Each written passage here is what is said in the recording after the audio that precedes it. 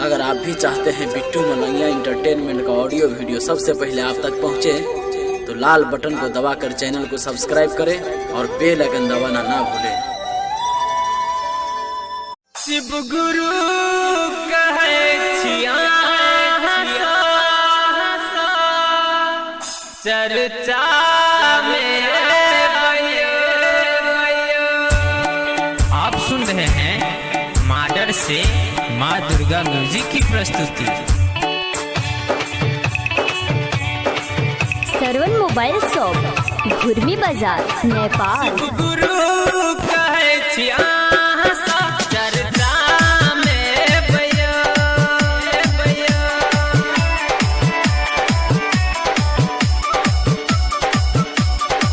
शिव गुरु कहे छिया चर्चा में भैया, नीलम दीदी के संग नीलम दीदी जी के संग माँ भवानी के लाके शिव गुरु कहे छिया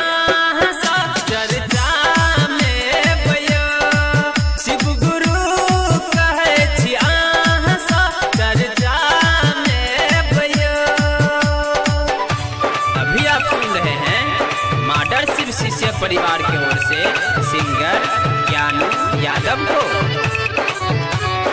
सरवन मोबाइल शॉप, घुर्मी बाजार, नेपाल।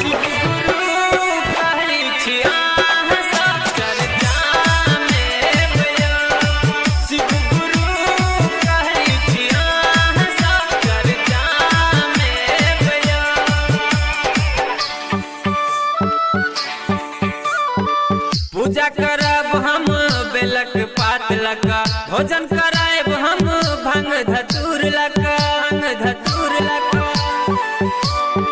पूजा कराएब हम बेलक पात लगा, भोजन कराएब हम भंग धतूर लगा। हरिंदर भैया जी के संग हरिंदर भैया जी के संग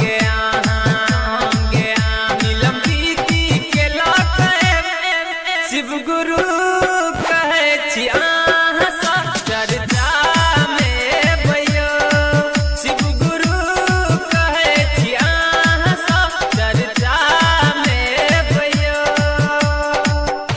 अभी आप सुन रहे हैं माडर शिव शिष्य परिवार की ओर से सिंगर ज्ञानू यादव को। www.djsarvan.com। शिव गुरु कहे छिया चर्चा में भैया, शिव गुरु कहे छिया चर्चा में भैया।